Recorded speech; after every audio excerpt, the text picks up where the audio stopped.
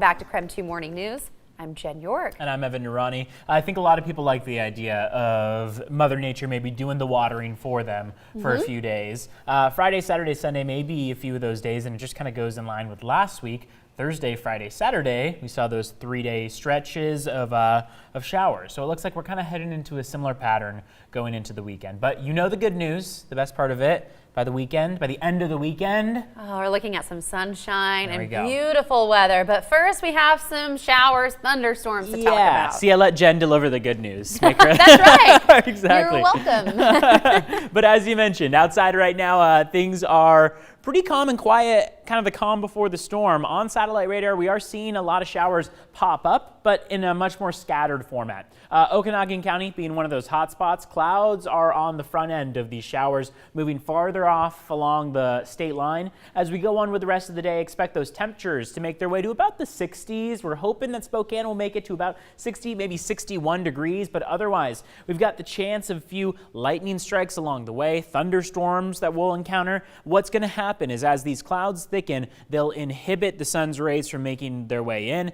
That means that we'll stay a bit cooler. So it really depends on how thick those clouds are and how long they stick around as to whether or not we'll actually hit about 61 degrees. Otherwise, we may cap out, end the day at about 59. But notice that along the way, we've got showers rolling in. The weekend forecast shows a couple scattered showers into your Saturday and Sunday as well, but temperatures at least warming up a bit. So we'll see that progressive warm up take place as Saturday and Sunday come around. By the middle of next week, we're looking at 70s. But again, Saturday and Sunday both including a good chance of some scattered showers along the way.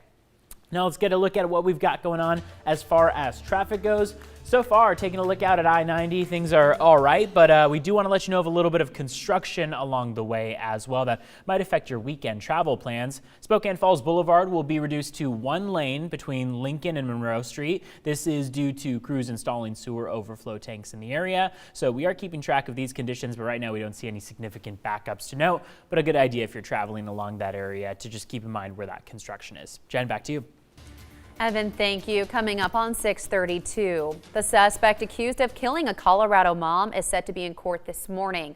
Patrick Frazee is accused of murdering his fiancée, Kelsey Barrett. Barrett has ties to the Inland Northwest. In today's hearing, Frazee is expected to enter a formal plea. He faces numerous murder and solicitation charges. His hearing was scheduled for last month, but the defense asked for it to be delayed so they would have more time to go through forensic testing. Barrett was last seen on Thanksgiving Day. Frazee allegedly killed Barrett in her home by hitting her with a baseball bat and later burned her remains. Her body has still not been found. An Idaho nurse is also involved in the case. She was in a romantic relationship with Frazee. Crystal Lee Kenny told investigators Frazee asked her to kill Barrett. She says she refused, but admitted to helping clean up the crime scene. Kenny, who is cooperating with law enforcement, pleaded guilty to evidence tampering in February. She said she got rid of Barrett's phone in Gooding, Idaho. Excuse me. A judge ruled that there will be no cameras in today's hearing. We will keep you updated as the hearing moves forward today. A woman stabbed more than 60 times and survived is thanking first responders. 1 month ago, Missy Robertson's estranged husband attacked her at her Spokane Valley home. He then took off with the couple's 5-year-old son, sparking an Amber Alert. It came to an end several hours later in St. John. The suspect released his son and took his own life. Yesterday, Missy described the attack.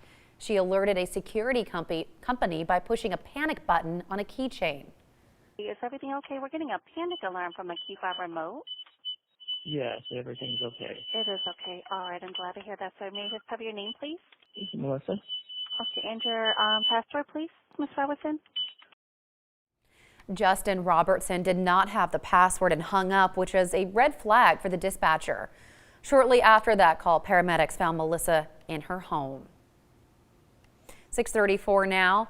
A Washington state senator wants more oversight of rail projects in our state. This follows the 2017 deadly Amtrak derailment in DuPont. Senator Steve O'Ban wants to create a state transportation oversight panel. He says they would scrutinize future rail projects. O'Ban is asking Sound Transit and WashDOT to not resume operations along the Point Defiance bypass until that panel can weigh in. New this morning, UK Prime Minister Theresa May is resigning. She announced this morning she will step down next month. May will continue to the Prime Minister duties until the new leader is chosen. The process is likely to take several weeks. One of the most popular mountain bike trails in the inland Northwest opens today. The Route of the Hiawatha will remain open until the last week of September. It sits along the Idaho-Montana border. It's a 15-mile trail, all downhill, and open to bike riders of all ages. Buses are available to take you and your bike back to the top at the end of the ride. 6:35 now.